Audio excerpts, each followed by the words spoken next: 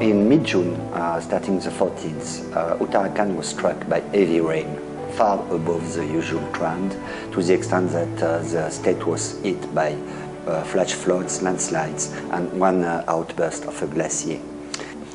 Once we were there, we first went to Dehradun, and from Dehradun we went by car to the field. We drove around more than 600 kilometers altogether throughout two districts, which are Uttarkashi district and Rudraprayag district, and besides even Tehri Garhwal district, so three districts.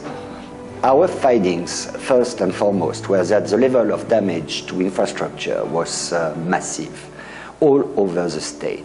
For that reason, the main concern today is connecting people.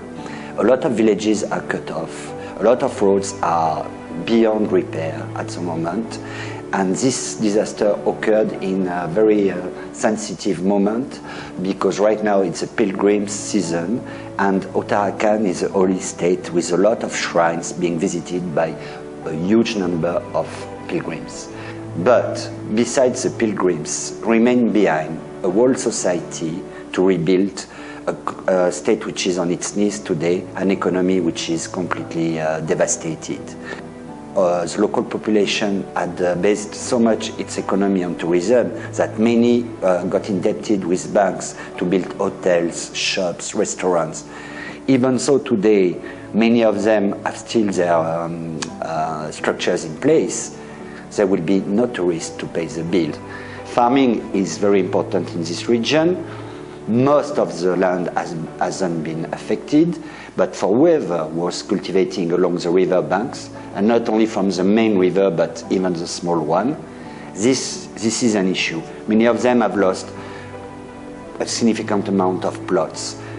So far, we have funded 130,000 euros through the Red Cross movement, which was related to the relief phase of repatriating the pilgrims. Let's remember that they were stranded for days and weeks, so there was a big need for health camps, food, water, tents, and everything. I have an anecdote, and I want to salute the courage of civil society. And we worked a lot as well. Not only we drove, but we worked. And once on our way, I can't remember the name of the village, but we just crossed a fair amount of students. They had been in the field to help the pilgrims for 10 days maybe. They were all exhausted, they had worked really hard, didn't benefit from any media's coverage. They just volunteered, and they deserve respect.